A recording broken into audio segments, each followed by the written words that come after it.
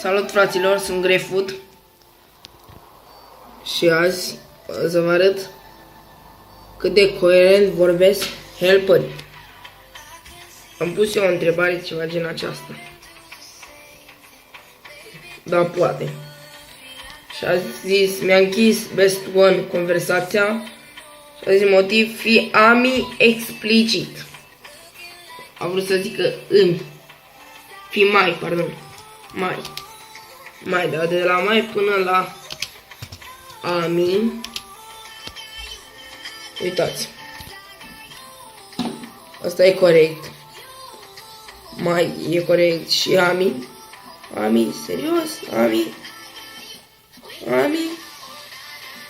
Da, fraților, și avem mai de 1.